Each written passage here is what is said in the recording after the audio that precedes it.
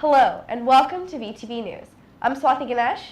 And I'm Candice Matsumura. Let's begin with coverage of several events this past week.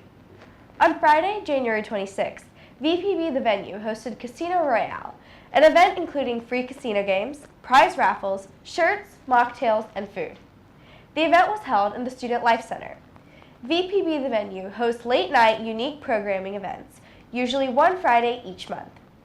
On Saturday, January 27th, Vanderbilt University Dance Marathon hosted Battle of the Bands. The 4 bands selected to perform for a voting audience were Born Animal, Hardcastle, Rooker, and Miki Fiki. The winning band will have the opportunity to open for Rites of Spring in April. All proceeds from ticket sales went towards VUDM's fundraising total and Monroe Corral Jr. Children's Hospital at Vanderbilt.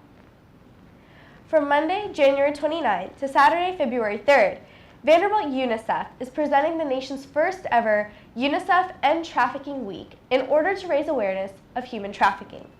Events related to anti-trafficking are held throughout the week, including a screening of the film Not My Life on Tuesday, January 30th.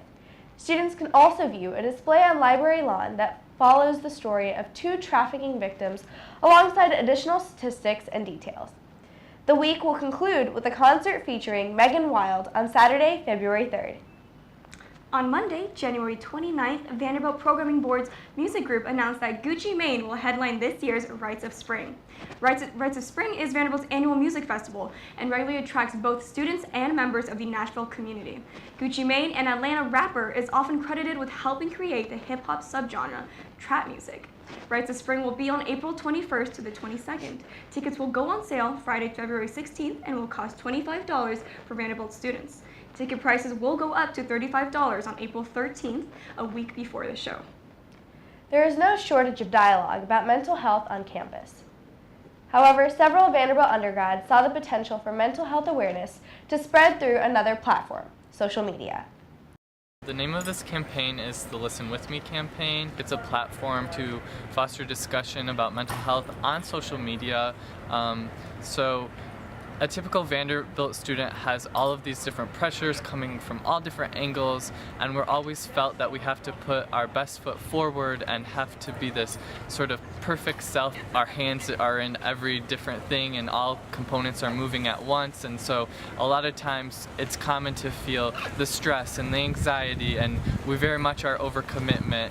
And there's just this sense of like we want to do everything, but we recognize that in doing so that there could be some depression that people have experienced. There could be sleeping disorders that people experience, which is why we're encouraging people to talk about more of these things that we aren't talking about, and it shouldn't be something that's stigmatized, which is why we're encouraging people to make 60 to 90 second videos with hashtags Listen With Me and Go There Vandy.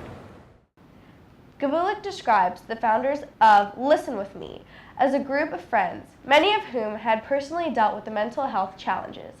Since the campaign's inception, the student leaders have been collaborating with the Chancellor's Go There initiative, VSG's Mental Health Roundtable, and the Center for Student Wellbeing's Imperfection Project. Finally, we are going to give a glimpse of the HOD Internship Fair that took place on January 31st, 2018. So I'm the director of the Human and Organizational Development Capstone Internship Program, and what that means is I oversee this culminating experience in the HOD major where all the students get to do a full-time semester where they are immersed in an organization, learning and applying their knowledge from the program. I was kind of just looking for something to do with my evening, and it seemed like a great opportunity. Obviously, there's a whole bunch of prospective employers and people who are literally just interested in hiring Vanderbilt students who are in my program, so I figured why not, really. They actually email us most of the time to say, when are you coming? When is the event? Can I come? It was a cool experience to walk in there and see so many employers just scattered throughout the room in every which direction.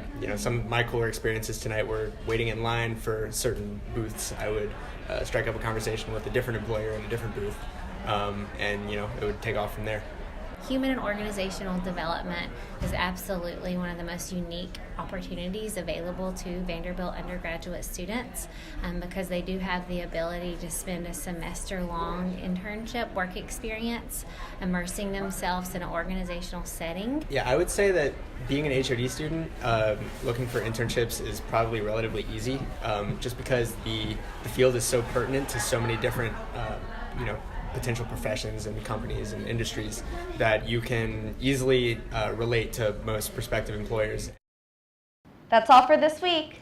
See you all next week for VTV News.